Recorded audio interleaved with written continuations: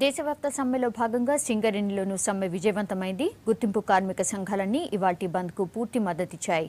4 జిల్లాల్లో దాదాపు 2 లక్షల టన్నుల బొగ్గు ఉత్పత్తి నిలిచిపోవడంతో 45 కోట్ల నష్టం వాటిల్లింది.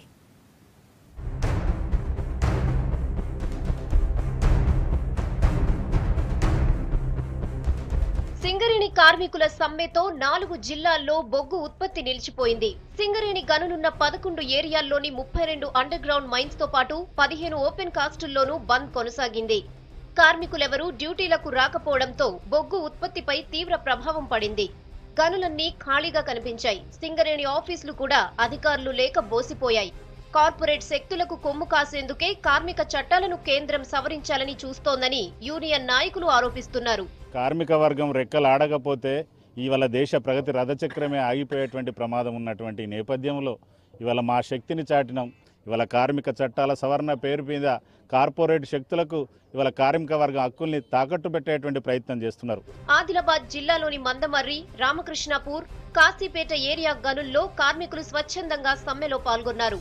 వారసత్వ ఉద్యోగాలు, లాభాల్లో 30% వాటా, కాంట్రాక్ట్ కార్మికులకు పర్మనెంట్ విధానం అమలు చేయాలని డిమాండ్ చేశారు. సింగరేణి కార్మికుల పిల్లలకి వారసత్వ ఉద్యోగాలు ఇవ్వాలని, లాభాల్లో కార్మికులకి 25% వాటా ఇవ్వాలని, గ్రాట్యుటీ సీలింగ్ తీసేయాలని, కాంట్రాక్ట్ కార్మికులకి పర్మనెంట్ చేయాలి, వాళ్ళకి హై పవర్ కమిటీ వేజెస్ని అమలు చేయాలని, దీపావళి బోనస్ని పెంచాలని తదితర డిమాండ్లతోటి ఈరోజు సింగరేణి కార్మికులందరూ కూడా స్వచ్ఛందంగా సమ్మెలో పాల్గొన్నారు. అటు ఖమ్మం జిల్లా సత్తుపల్లిలో జరిగిన సింగరేణి సమ్మెలో కొద్దిసేపు ఉద్రిక్తత ఏర్పడింది. రాత్రి డ్యూటీ చేసిన కార్మికులను ఇంటికి వెళ్లనీయకుండా ఇవాళ ఉదయం షిఫ్ట్ కూడా కంటిన్యూ చేయాలని యాజమాన్యం ఒత్తిడి చేసింది. అధికారుల వైఖరిపై కార్మిక సంఘాలు మండిపడ్డాయి.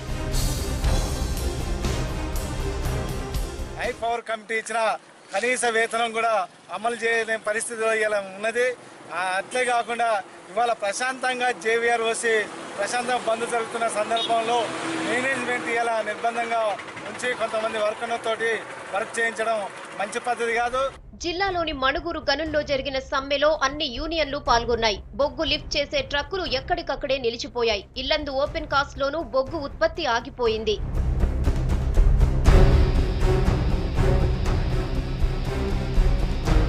కరీంనగర్ జిల్లా రామగుండంలోనూ సింగరేణి కార్మికులు సమ్మె చేశారు. 9 మైనింగ్, 4 ఓపెన్ కాస్ట్ గనుల్లో బొగ్గు ఉత్పత్తి కాలేదు. ప్రపంచంలో ఎక్కడా లేని విధంగా పని గంటలను 8 నుంచి 12కు పెంచాలని కేంద్ర ప్రభుత్వం చూస్తోందని కార్మికులు మండిపడ్డారు. రామగుండం గనుల దగ్గర ఎలాంటి అవాంఛనీయ ఘటనలు జరగకుండా పోలీసులు బందోబస్తు ఏర్పాట్లు చేశారు. వరంగల్ జిల్లా భూపాలపల్లి బొగ్గు గనుల్లోనూ సమ్మె విజయవంతమైంది. బీఎంఎస్ మినహా అన్ని సంఘాలు ఈ స్ట్రైక్ లో పాల్గొన్నాయి. దాంతో 10,000 టన్నుల బొగ్గు ఉత్పత్తి ఆగిపోయింది. కొన్ని గనుల్లో నైట్ షిఫ్టుల్లో ఉన్న కార్మికులను ఆపేందుకు అధికారులు ప్రయత్నించారు. కార్మికులు మాత్రం డ్యూటీకి హాజరవడానికి నిరాకరించారు. 4 జిల్లాల్లోనూ సింగరేణిలో బొగ్గు ఉత్పత్తి నిలిచిపోవడంతో దాదాపు 45 కోట్ల రూపాయల నష్టం వాటిల్లింది.